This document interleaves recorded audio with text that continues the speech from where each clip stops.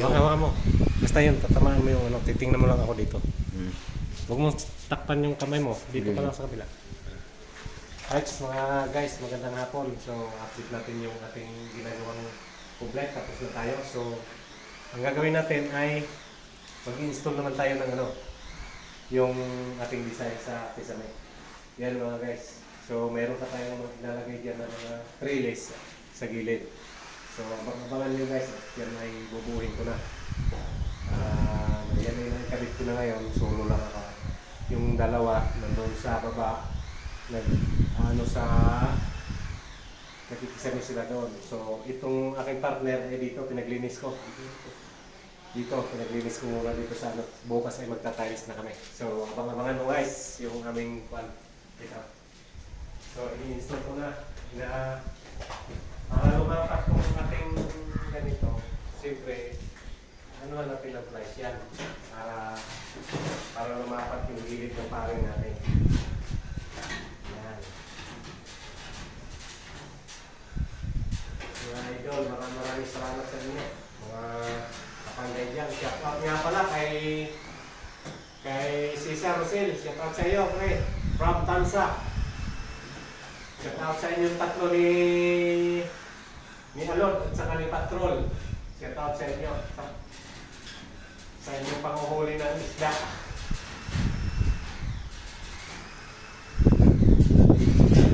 Shout out from Tansa Rosel.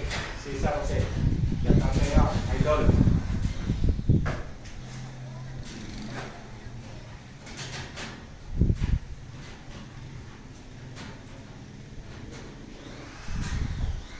Ganito lang mga idol magawa ng ceiling design. So marami pa tayo ng mga papakita na design kapag iba-iba ang ating design. So marami tayong design na ibang klase. So pinili ko ito, nakita ko ito sa mga medyo install mga kapanday. Mabilis siya install kaya ito yung pinili kong design.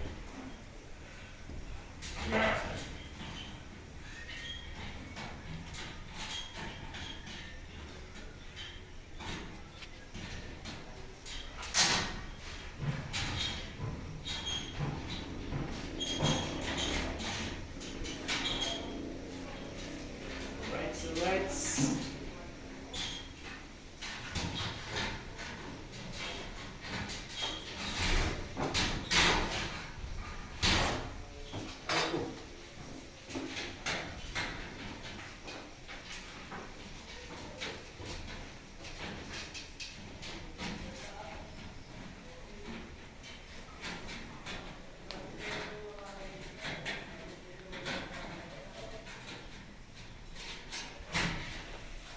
Bukas magpapatayos na tayo. Pero bukas mga idol, wala ako dito. Nandun ako sa Magallanes. Doon sa isang project natin ko na process. Nagagawa ko ng process mga idol.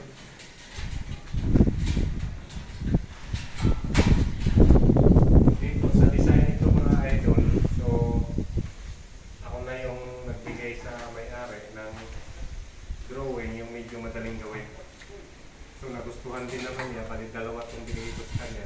Ito yung napili niyang idol.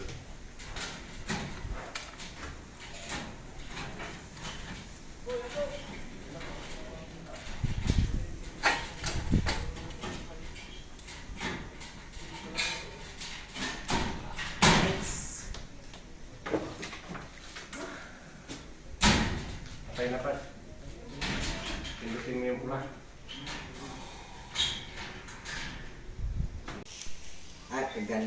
Kaganda mo ning nangako sa kagandahan mo ning pinakamaganda yan kung sa Bicol pa yan kuha magaling Galing. hindi Maglubok. ano ba yan Maglubok. hindi yung sa Bicol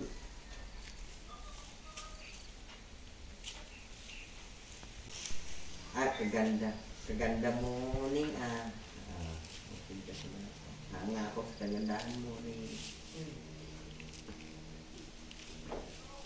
pinakamaganda yan kung sa Bicol pa yan.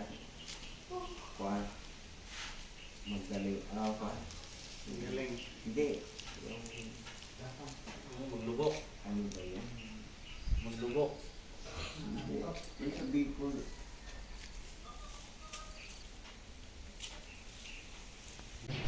Right mga guys.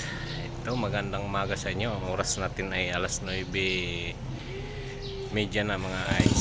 So tayo ay nandito sa palengke ng Magallanes mga guys. Ayan, dito sa palengke.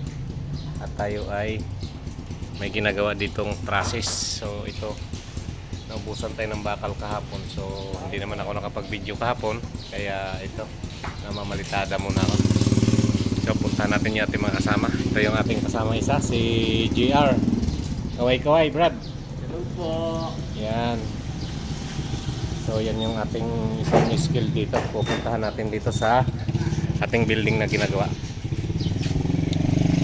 So kasama rin natin si Tupper, Ate Libor. Ayan si Tupper. Nauhaw.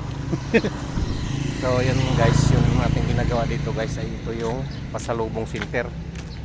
So ayan. So malapit tayo dito sa may terminal ng bus. Ayan yung bus ng biyaheng Nasugbo, Betex. Ayan mga guys, no.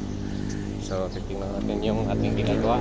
At shout out dyan sa ating kasamang si Kuya Oscar. Ayan. Ayan. Shout out dyan. Isang kasama nating skill siya, yung pinaka ano dito dati. So tinawagan ako ni Boss Wing at ito pinatawakan sa akin itong project na to. So ayan, magkapalitada rin ako. Ayan. So napakainit. At ito naman si Toto, nagpa-practice. Tira lang Brad, tira para matuto. Ayan. Shout out dyan sa mga taga Ramirez. Ayan, kaway-kaway mo na Brad. Ayan. Tumbuhay Construction mga idol. So shout out dyan sa inyong lahat. At saka kay Cesar Rosel, shout out sa iyo. Hindi ba kayo mangunguha ulit ng tilapia sa tansa? At kay John Rex, shout out. So ayan mga idol, no? So meron pa tayo lilinyahan dito electrical. So papahuli na natin yan at unahin muna natin yung mga palitada. Kahit ako na rin naman ang bahala dyan. So maraming salamat at thank you at God bless.